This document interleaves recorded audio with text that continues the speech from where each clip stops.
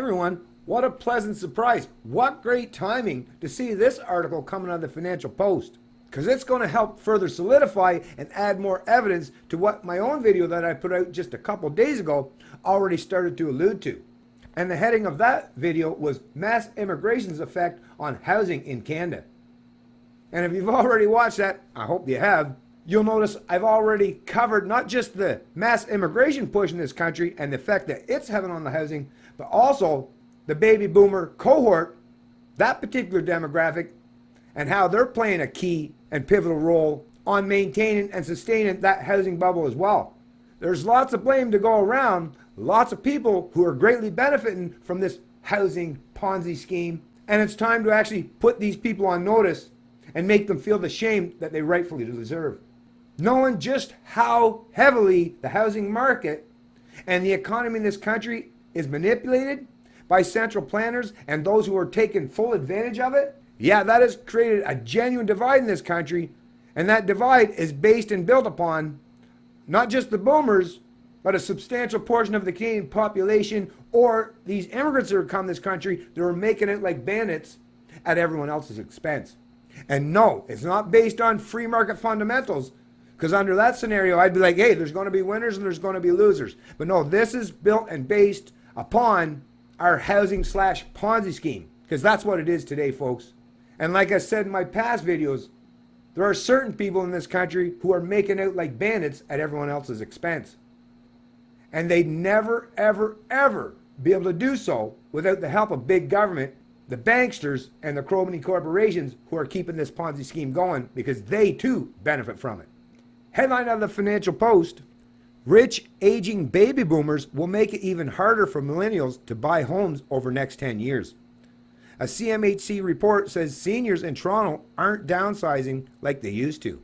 No, of course not. They're too busy making that pot of gold, that speculative pot of gold that's supposed to be just their house, the roof over the head. No, they're too busy making it like bandits, like I say, trying to rip everyone else off so that they can use that proverbial pot of gold to go bid up an even bigger house in a different area, where once again, they price a large portion of the population, in particular those millennials that they're referencing, out of the market entirely. And we've seen what kind of effect that's having. Yeah, so much for we're all one big happy family and we take care of each other, right? No, as you've seen time and time again, a large or substantial portion of that boomer cohort, they're more than willing to sacrifice their successive or younger generations to not just maintain their entitlements and their unfunded liabilities that's been promised to them by the central planning overlords, that they too, for the most part, are boomers, but in a myriad of other ways to, like I say, continue to maintain their dominance over their offspring. That's one thing I will acknowledge. Like I say, if you're not that kind of a boomer, then I'm not talking about you, but there are a large, substantial portion of that boomer cohort that look at their younger generations, their kids and their grandkids, as competition, rather than people that they should try to help or support in any way. And I don't mean financially, I just mean being fair, playing fair. If the boomers win in that housing market based on nothing more than their competence and their ability to provide, I'm all for it. But once again, that's not the case now, is it? Now, they've been using big government and the policies that they implement, that they've been voting for decades, to constantly keep the younger generations under their thumb and never having the ability to succeed or genuinely thrive. Like I say, no, the boomers seem to look at everyone around them that's younger than them at least, as if they're their competition rather than they are their future.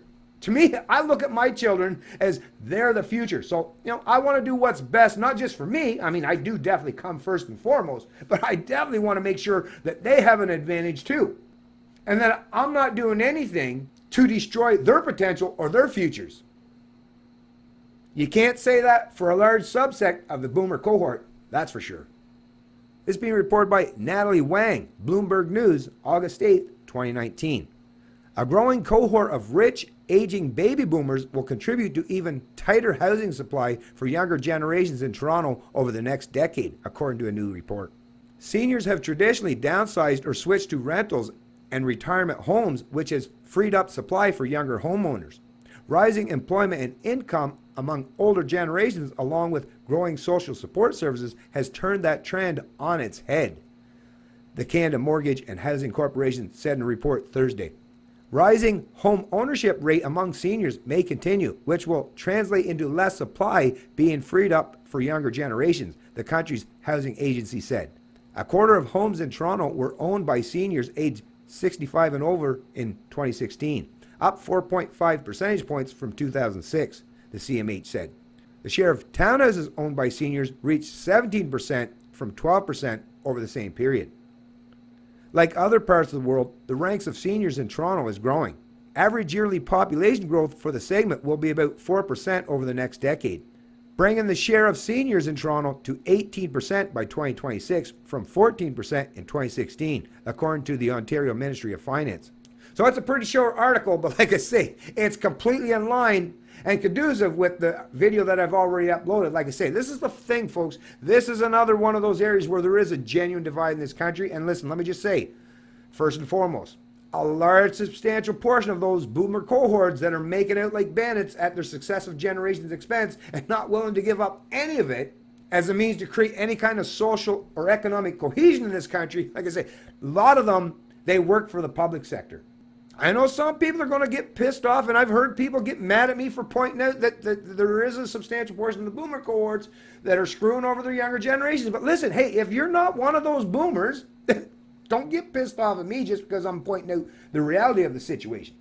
Or maybe the reason why you're getting mad and commenting on my video, maybe you're one of those people, maybe you got a guilty conscience. And if that's the case, well, that's something you got to work out on yourself and figure that stuff on your own.